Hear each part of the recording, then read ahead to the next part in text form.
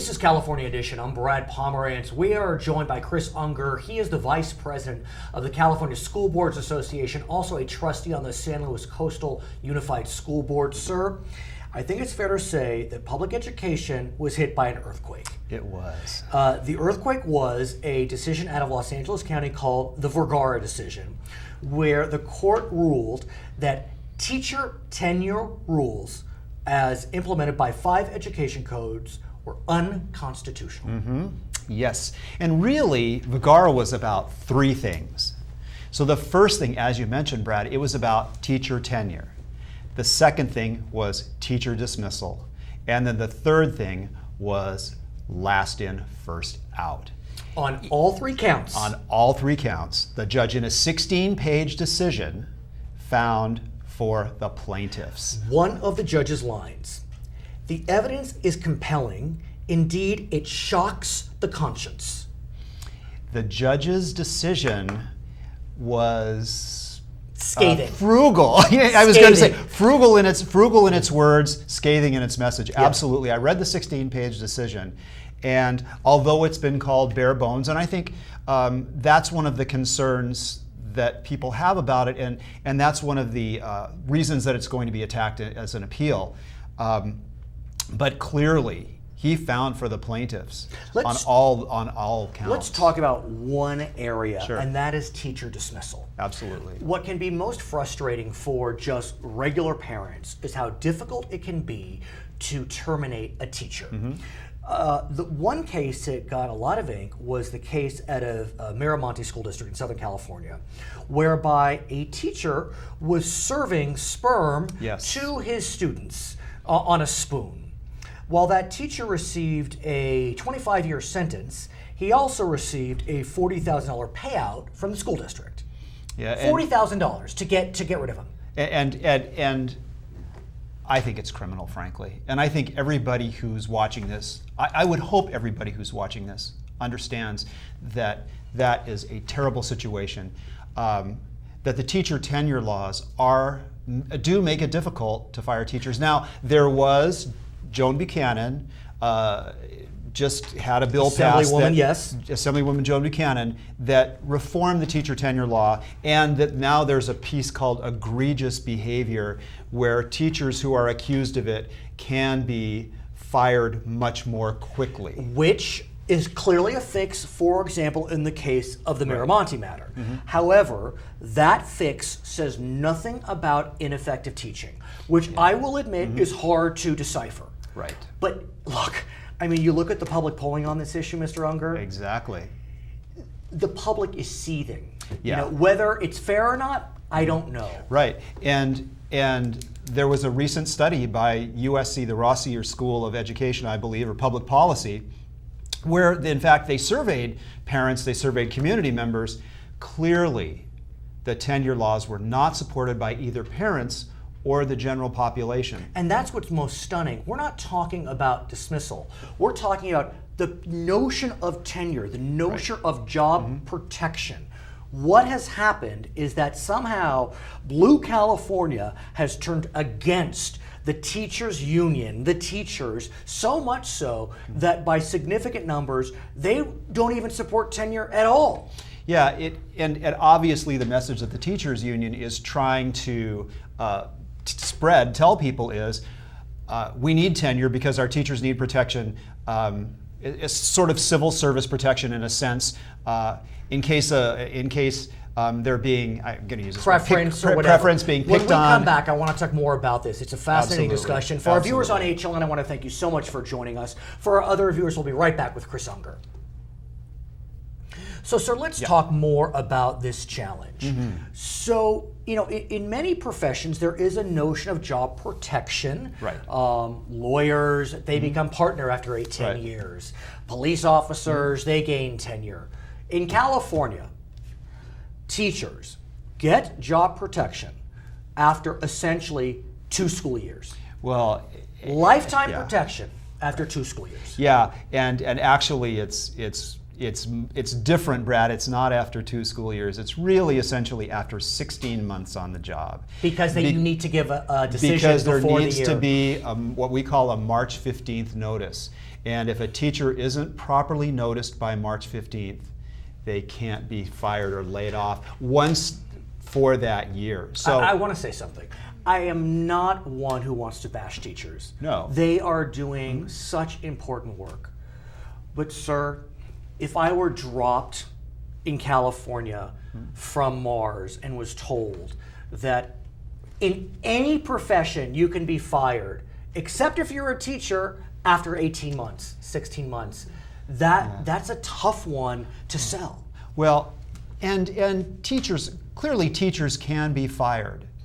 There is no. The man who served seamen could not be fired without a $40,000 settlement. Now that's changed with the legislation. But what I need to say is, though, there isn't tenure for life in California for teachers. What happens is that teachers achieve due process rights, and it's the due process rights that become so difficult to surmount and that become so expensive. So yes, you can fire a teacher, and in fact, teachers unions will tell you, oh, if the administration would just do their job, we don't support good teaching, these teachers could be fired. Well, in fact, the laws are complicated, convoluted, complex, and if you make one mistake as an administrator, you're back to ground zero. The flip side, is this a distraction? I mean, we're so looking for a reason why our schools are failing, although test scores suggest they're not failing. But just for argument's sake, that California doesn't do as well as New York, Connecticut, New Jersey. Is this really just a red herring, and we really should not be focused? Well, I would first of all, I would argue that our schools are failing. I don't think our schools are failing. I think we've made great progress, considering that California is still at the bottom of per pupil spending in the United States. Now, is this a distraction? I think it's important for us to talk about good teaching, because really what people think, and what I would agree with, and I think you would agree with, is this is about getting quality teachers in classrooms, and that's clearly what we want. Now, should we be able to fire teachers that aren't doing their jobs? Well, I don't think you'd get any argument from any school board member about that. How do we know if a teacher's ineffective? That's the problem. And that is clearly the problem. Looking at these poll results, interesting poll results, because one of the things it said was most people think we're spending too much time preparing kids for standardized testing.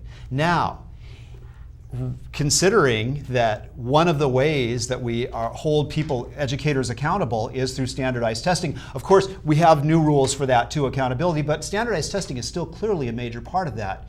We've talked about it before.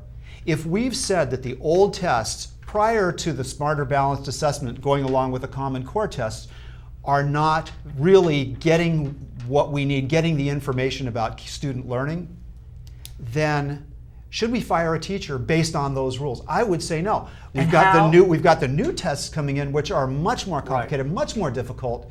Are they going to be a better test of teacher effectiveness? Well, we know that standardized tests are being added to the rubric of analyzing teacher performance. But it does beg the question. I mean, as we march forward, my guess is teachers will receive less due process rights. They already will under the legislative fix. The writing's on the wall. Then how do we protect the teachers?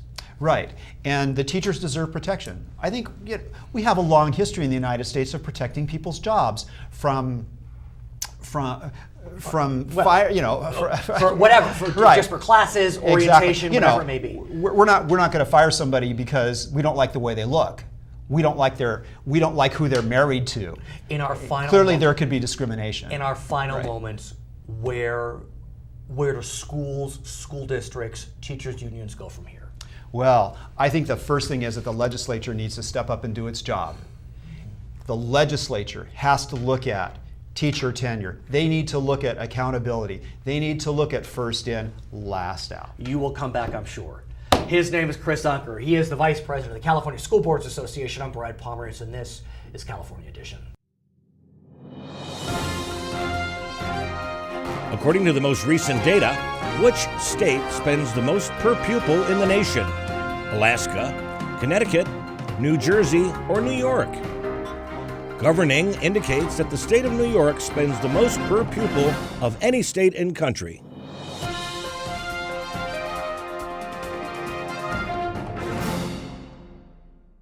It's California Edition. I'm Brad Pomerance. We are joined by Nathan Miller. He is the Secretary of the Riverside Community College District.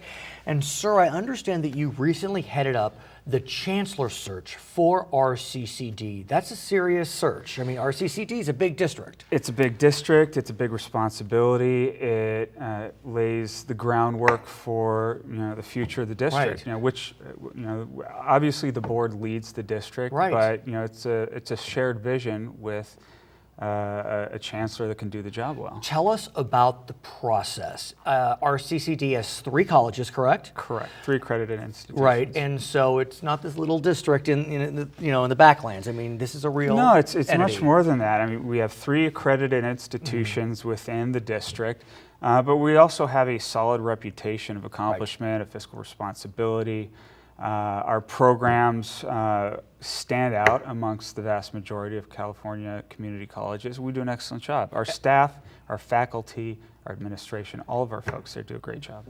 Strong transfer rate, especially to UCR and Cal State San Bernardino. Yeah, we're the number 1 feeder school for Cal State San Bernardino. So talk to us about the actual search. What happened? How did it happen? And what was the role you played? How did you take part? Well, the board made the decision to appoint me as the chair of the Chancellor Search Committee, and Mary Figueroa was the vice chair, so she served with me on that.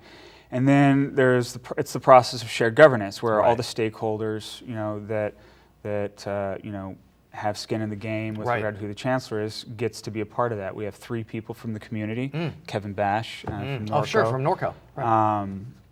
Woody Rucker Hughes, NAACP locally, she was on there, and Jamil Dada, who's very well known throughout Riverside. He's very involved in the community. Then we had folks from the Academic Senate, we had the bargaining unit stakeholders, the Faculty Association, and the California State Employees Association folks. The student representative was in there as well. This is for real. I mean, this is a serious search with a lot of folks taking part, giving their input. So as the chair, how do you wrangle all those interests? It was my number 1 priority at the end of that search. Let's say my priorities at the end of that search was obviously finding a chancellor that would best serve our students and ensure that they get the resources they need to be successful, whether it be through CTE programs or transferring over to a 4-year. And I wanted every member of that search committee to feel like their voice was equally weighted throughout the course of the process. And of course, there are some heavyweights that are involved in the chancellor search, but at the end of the day, I think everybody's voice was heard. I think the finalists that we had were outstanding candidates. It was a very difficult decision. But what stood out most with the chancellor that we searched, his name's Michael Burke. He hails from Milwaukee. I believe it's one of the most economically disadvantaged community college districts in the United States, and he did an excellent job over there leading that district with his vision. I think he's somebody that we can work with well, that we can share a vision with, that we will challenge one another. I don't think he's a yes man, but at the end of the day, I think he's capable of everything that our district needs. And the thing that stood out most about him is that he was he had a uniting impact on the campus. What I saw when we interviewed him, and my reaction to him was the same reaction everybody else had. It was consistent, and I think he'll be a uniting force. And then with the chancellor, I wanted somebody capable of raising funds that had a good sense of the business and fiscal aspects of our institution. Somebody that could work well with all the stakeholders that they all felt comfortable with. Somebody that could tie all those resources together to serve our students well, but also somebody that would be around for a while. I mean, the median lifespan for a chancellor in community college is about 3.5 years, I believe. Is he a younger man? He's an older man.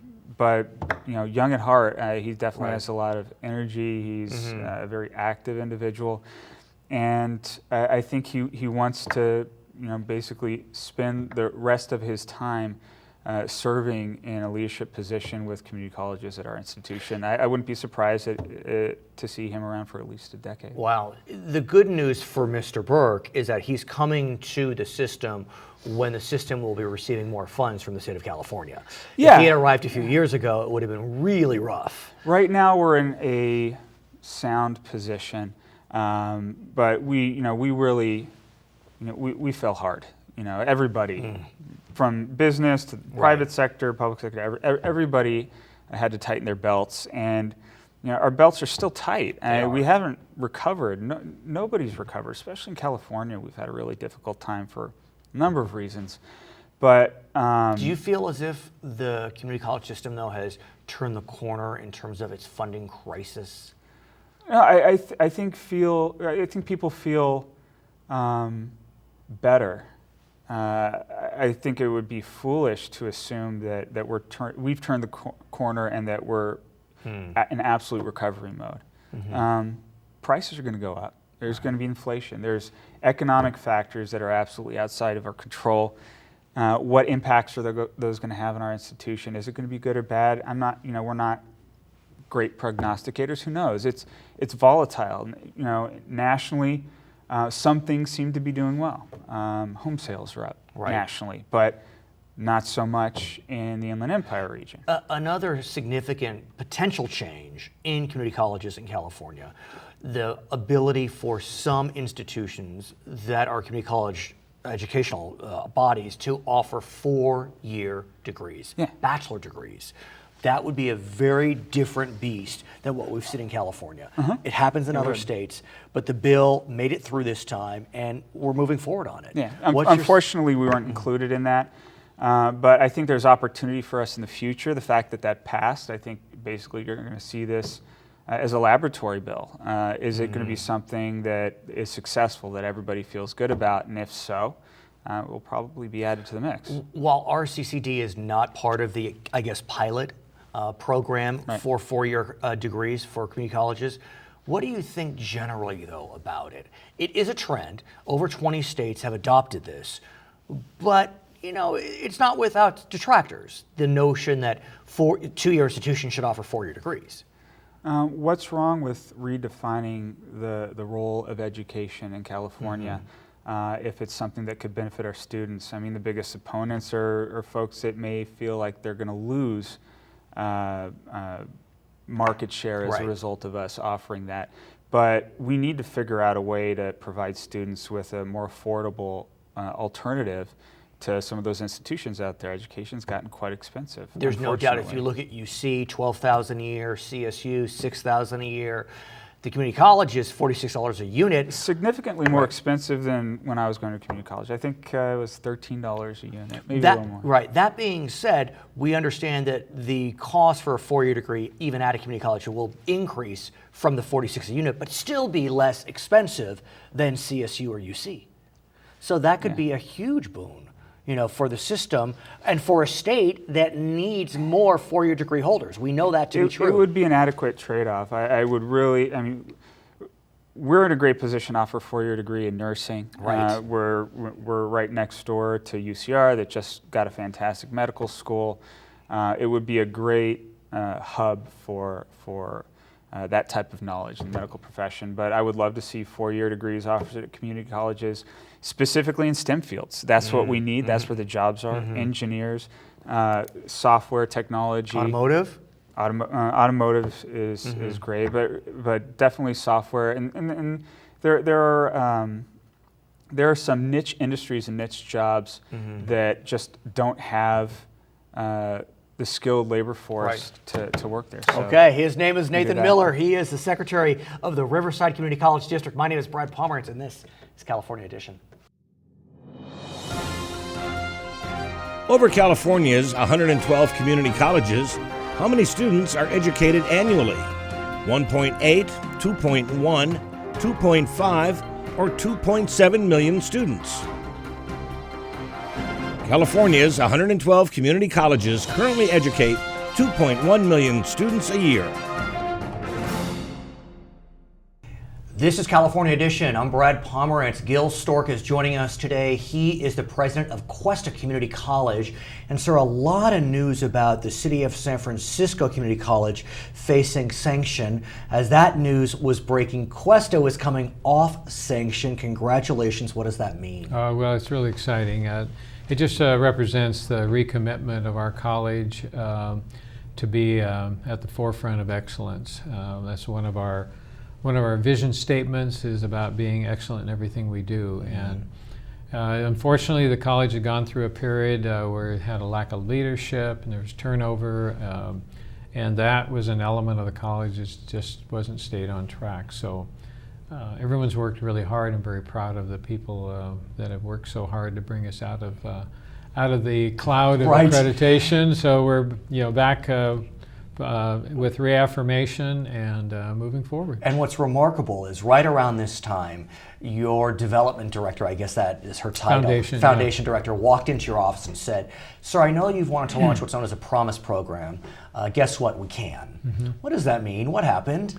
Well, I had described to her a couple of years when she first came on board 2 years ago that someday I'd really like to be able to offer the high school graduates of San Luis County a special entrance to Cuesta College where we remove the financial barrier and allow students to get started when they have this image in their mind that college, they can't do college because they can't afford it, you know. And so she walked in one day and said, "I think we can deliver the promise." You know, How? How? And so a couple in Morro Bay who had emigrated to the United States many years before and made money in a drapery business in Los Angeles and then sold it to Sears, and they settled in Morro Bay and invested in real estate and buying and selling and developed quite an estate. And one of the trustees for their estate was an attorney who does a lot of work with our college and financial planning and so on. And he called the foundation office and said that the Charles and Lita Duvica family had passed, and therefore they were now executing the will, and there was an $8.5 million present to Cuesta College. You had no idea it was coming. No. And so we took it to our foundation. They decided to take my recommendation, and they endowed the money. Right. Which will spin off about $300,000 to $350,000 a year that will apply to the Promise program. And that allows hundreds of students to attend Cuesta without charge for the first semester after they have graduated from high school. Yeah, so any student who graduates from a public or private high school or are homeschooled in San Luis County, and whether they finish in January or June, if they attend Cuesta the immediate fall, which is this coming August, then they come in, we call fee-free. How has the response been? Well, initially we were hoping for 300 to 400 students, and we thought that would be a great first run. Well, right now we have about 900 in the queue. Is that okay? Is it too many? Oh, no. That's wonderful. And of that 900, we have about 700 that completed all the processes, and of those 700, 600 have already enrolled in fall. So we're more than thrilled. What does that do for the student? How does that create an educational environment that is beneficial? Well, number one, first of all, it makes them feel supported and feel special. That the college really cares about them, and that what we're doing is opening our doors to help them get started. Whether they are a first-generation student who really has no clue about what college is, or that student who is planning to go away to school. When we come back, though, I want to talk more about the future of community colleges. Sure. For our viewers on HLN, thanks for joining us. For our other viewers, we'll be right back. Okay. So let's talk about the future, because as the Promise is launching, it appears that Cuesta, potentially, we don't know for sure, could be an institution that is offering these first-generation students, or whomever, a 4-year degree. That is a sea change. That's happened in other states, but not here. Right. Explain to us the move to allow California community colleges to offer bachelor degrees. Well, I'll tell you, This is not a new concept in California. There's been several attempts over the last 10 years to bring this on board. I think the impetus for this is the emphasis placed by President Obama that the community colleges should be the career and job development. And so really the focus of this bill is to allow community colleges to offer baccalaureate degrees in those non-traditional university majors that are leading more towards technical degree areas where advanced training is really important. For us locally, nursing, of course, is our greatest interest right now because there is no Bachelor of Nursing program, within 100 or more miles from the city of San Luis Obispo. That's interesting because Cal Poly San Luis Obispo is here, but they don't offer that program. No, they don't and offer UCSB is farther down the road, no doubt. Right. Monterey way up the road. So the question though is, and I understand the legislation is still being formulated, UC and CSU is a little nervous about the community colleges kind of taking their majors. Yeah.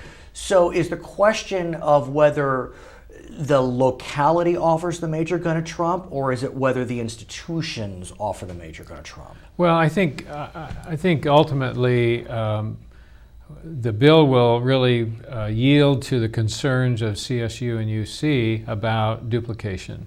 So I think that non-duplication in certain areas will be a critical criterion. So for us, that's great because there are no other BSN programs, and if we had the opportunity to be one of the pilot schools, or after this pilot program, which extends 8 years, and let's say it's successful, to be able to launch a BSN program, because the hospital world, they're looking more towards a baccalaureate level nursing graduate, more so than the associate degree.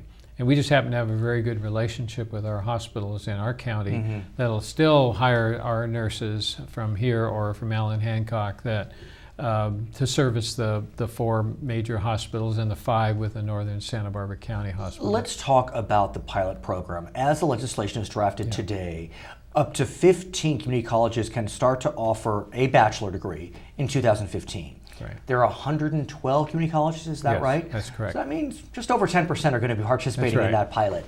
How does Cuesta become part of that lucky 10, 11%? Well, that's a good question. Because we haven't seen, and there hasn't been really any discussion about criteria that will be utilized by the Board of Governors to select the colleges. I think a lot will have to do with the kind of program.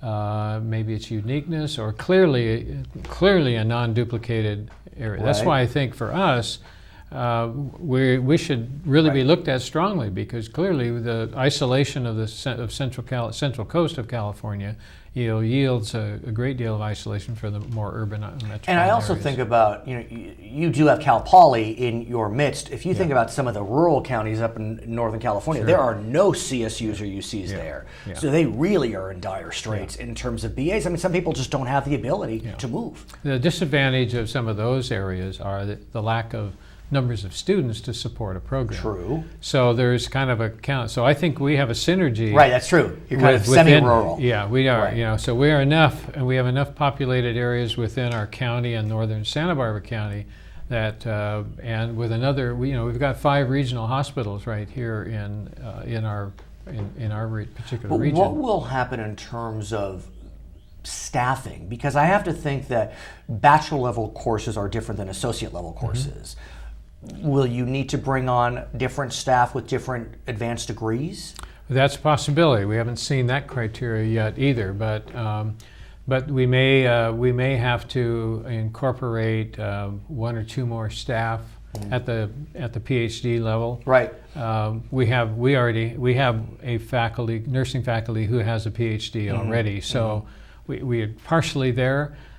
Fortunately, the upper division part of a BSN program doesn't require a lot of sophisticated facilities or labs or simulation labs, so it's more lecture type of activities. Well, good luck on that. Yeah. His name is Gil Stork. He is the president of Cuesta College. I'm Brad Pomerance, and this is California Edition.